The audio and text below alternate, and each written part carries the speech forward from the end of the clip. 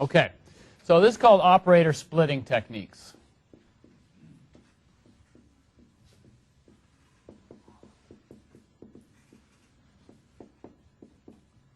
And it is the last of what we want to cover as sort of general things you should know about. Okay? So what does this mean? Well, let's talk about a couple problems that we looked at. Problem A, wave behavior.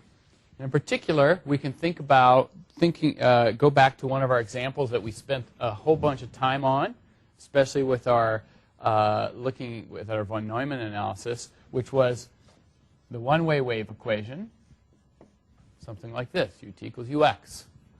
Now, interestingly enough, when we did this, we came up with a few schemes, and then we evaluated whether those schemes were good to use or not. Okay? And here's some stuff. Let me just put a couple of bullet points down for this. So if we used forward Euler on this scheme, you guys remember the results for forward Euler for this? Forward Euler, yeah, for one-way wave, though, is basically it's always unstable. So for wave equation, for all lambda, so for all CFL numbers. So if we use the forward Euler on this, bad. Okay? However, if we used leapfrog, and let me be specific about leapfrog 2, remember the 2 and a 2 correspond to the accuracies of time and space. Second order accurate in time, second order accurate in space. And what we found here is then that scheme would be stable for lambda less than or equal to 1. Okay? So it's really just a summary statement about what we found before. Okay. Exhibit A. Exhibit B.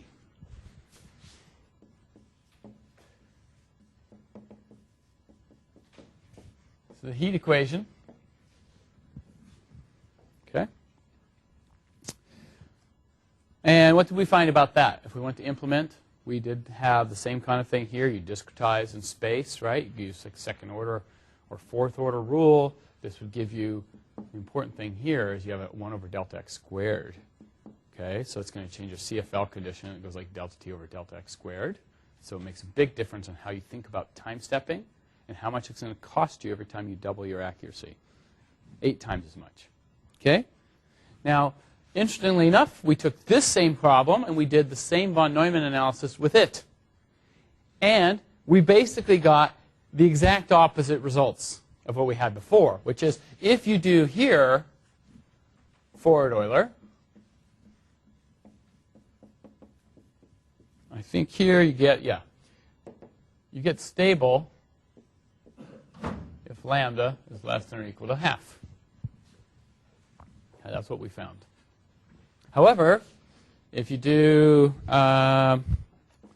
leapfrog 2, leapfrog on a heat equation is bad news. It's unstable.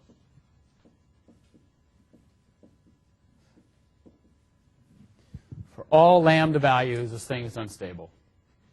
Okay? So let's just do a little compare and contrast. Right? Heat equation, forward Euler, good. Leapfrog, bad. Okay? Come over here. One-way wave equation, forward Euler, bad.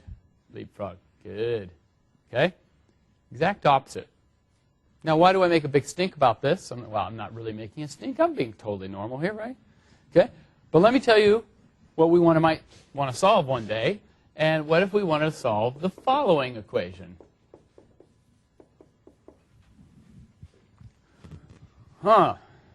This is not unlikely. In fact, you did this in homework 4. You had an advection diffusion. Now, you might not recognize it. You see the diffusion there that you had in homework 4.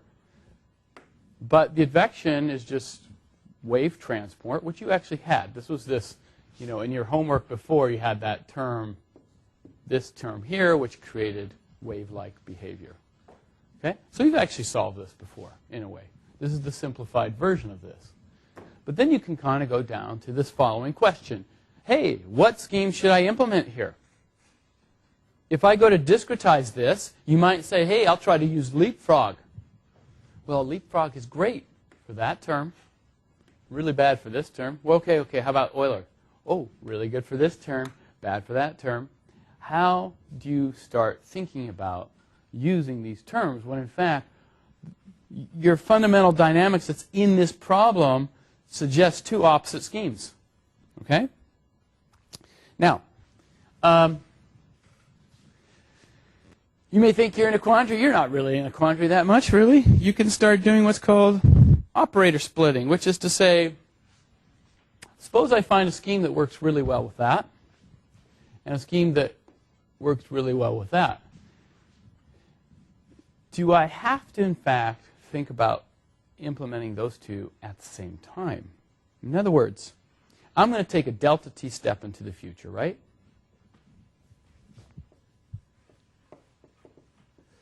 Okay? How much will my solution change over a delta t? It should change very little, right? I mean, that's the whole premise. You take very small steps. My solution in the future is what it is right now plus a little bit. So it won't change very much over a delta t. In fact, you can control how much change it has. So here's the idea behind operator splitting. What if I were to take that equation and think about it in two pieces?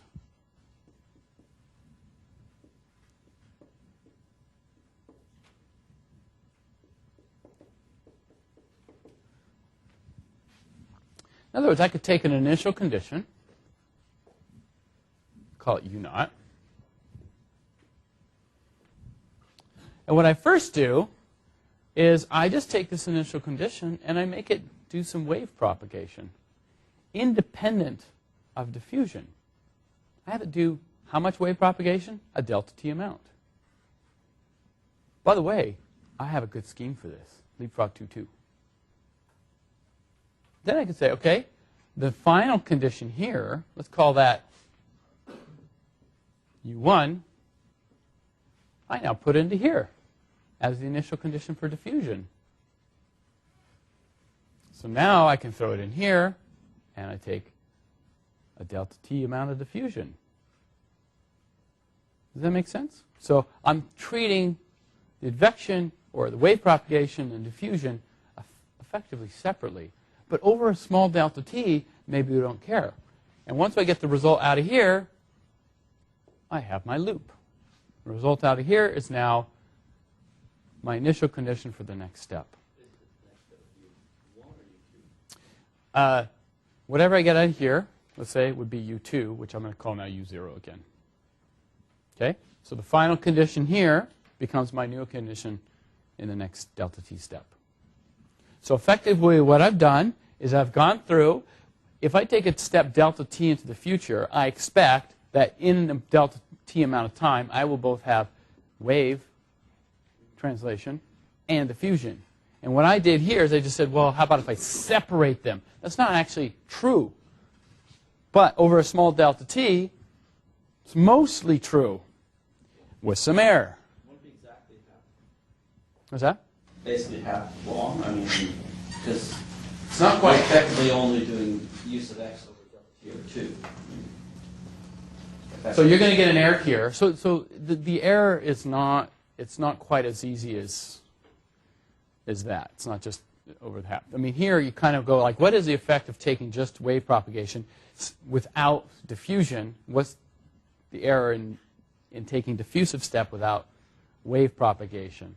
But in either case, you figure, look, if I take a small enough step in time, right, if my wave is translating, does it really care that it's diffusing? How much is the diffusion really going to affect my little step in time?